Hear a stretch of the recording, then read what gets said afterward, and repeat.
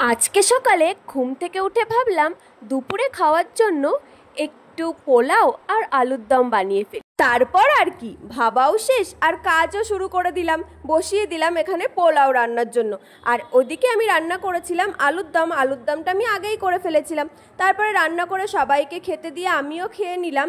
আর তারপরে আমার ইচ্ছা হয়েছিল যে আজকে একটু বোনকে সাজাবো। আমি যেহেতু খুব একটা ভালো পারি না, কিন্তু তবুও একটু চেষ্টা করলাম, মানে ভেবেছিলাম একটা ব্রাইডাল লুক দেবো, কিন্তু হলো না, শেষ পর্যন্ত আর টাইম ছিল না।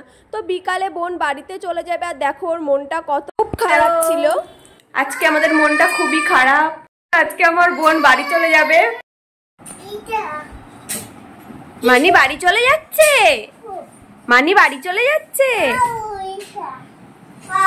হ্যাঁ, তুমি কি মানিকে দিতে যাচ্ছ? ও ঠিক আছে, না পড়ে যাবা।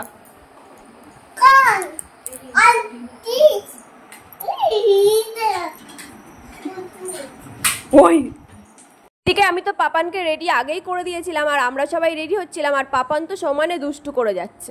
রেডি হতে হতে ভাবছিলাম যে এতদিন তো বোন ছিল, যাই হোক একটা কথা বলার মানুষ ছিল, আজকেও চলে যাবে, আমিও একা হয়ে যাব, ও বাড়িতে গিয়ে পুরো একা হয়ে যাবে। তো এর জন্য আমারও মনটা খুব খারাপ ছিল। তো আমরা এখন রেডি হয়ে গেছি, এখন যাচ্ছি বোনকে দিয়ে। যেই ভিডিও বানানো শুরু করছি সেই লাইট অফ করে দিচ্ছে বারবার। হাসিটা দেখো শুধু।